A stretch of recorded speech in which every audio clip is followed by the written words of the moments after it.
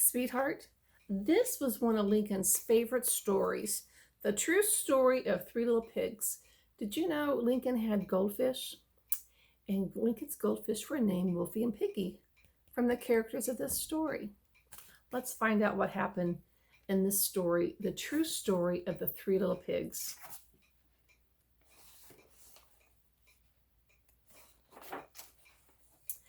Everybody knows the story of the Three Little Pigs, or at least they think they do.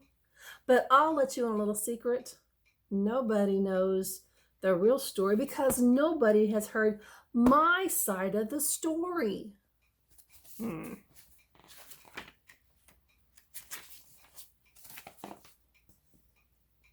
I'm the wolf, Alexander T. Wolf. You can call me Al. I don't know how this whole big bad wolf thing got started, but it's all wrong. Maybe it's because of our diet. Hey, it's not my fault wolves eat cute little animals like bunnies and sheep and pigs. That's just the way we are.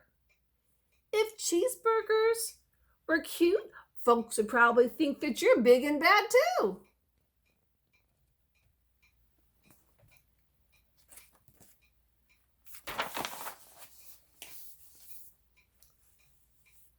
But like I was saying, this whole big bad wolf thing is all wrong.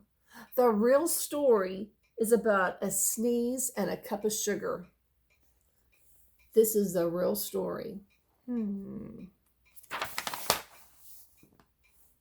Way back, and once upon a time, I was making a birthday cake for my dear old granny. And I had a terrible sneezing cold, and I ran out of sugar. See what he's making? He's cooking.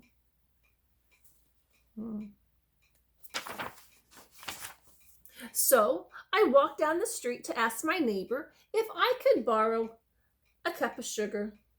Now, this neighbor was a pig, and he wasn't too bright either. He had built his house out of straw. Can you believe it? I mean, who in his right mind would build a house of straw? See that right there? A house of straw. Is that smart?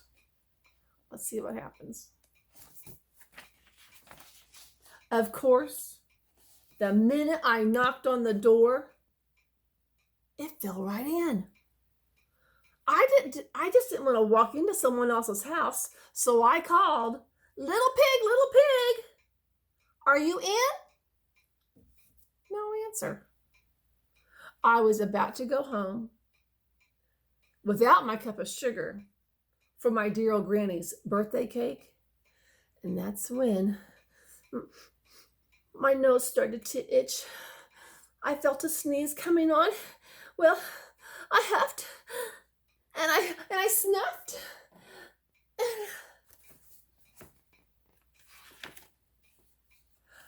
Achoo!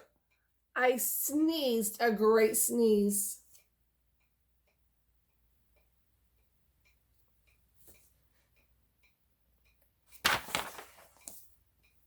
And you know what? That whole straw house fell down. And right in the middle of the pile of straw was the first little pig. Dead as a doornail. He had been home that whole time. Well, it seemed like a shame to leave a perfectly good ham dinner just lying there in the straw. So I ate him up. Just think of it as a big cheeseburger lying there.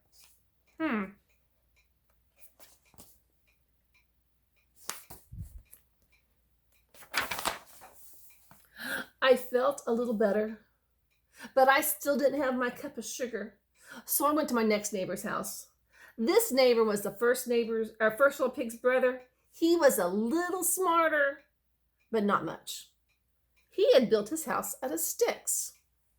I rang the doorbell on the stick house, and nobody answered. I called, Mr. Pig, are you in? And he yelled back, Go away, wolf! You can't come in! I'm shaving the hairs on my chinny chin.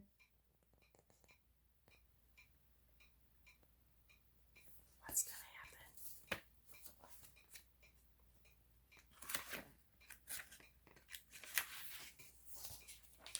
I just grabbed the doorknob when I felt another sneeze coming on.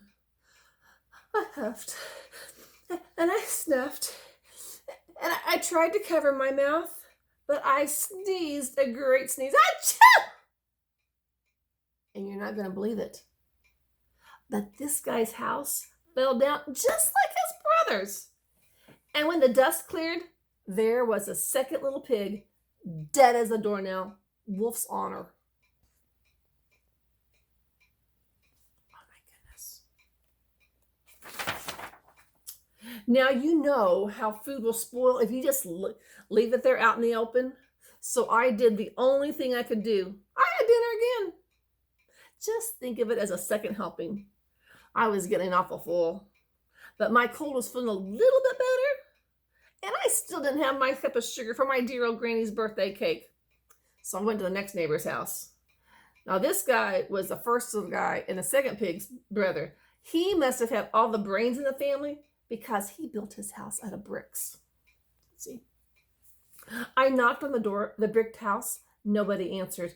I called, Mr. Pig, are you in? And you know what that rude little porker answered? Get out of here, Wolf, and don't bother me again. Oh my goodness. Talk about impolite. He probably had a whole sack full of sugar, and he wouldn't even give me one little cup for my dear sweet granny's birthday cake. What a pig. I was just about to go home and maybe make a nice birthday card instead of a cake when I felt my sneeze or my cold coming on. I huffed and I snuffed and I sneezed again. And then the third little pig yelled, and your granny can sit on a pin. Oh, what's going to happen? Now, I'm usually a pretty calm fellow, but when somebody talks about my granny like that, I go a little crazy. And that's when the cops drove up. Of course, I was trying to break down the pig's door, and the whole time I was huffing and puffing and sneezing and making a real scene.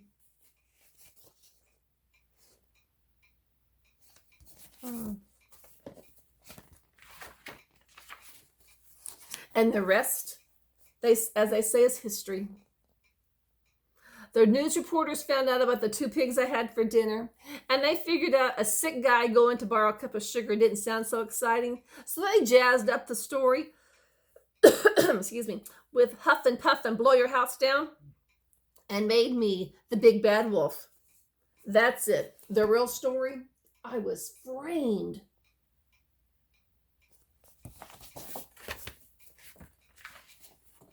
Maybe you could loan me a cup of sugar. Would you give him a cup of sugar? What do you think? I hope you like this story.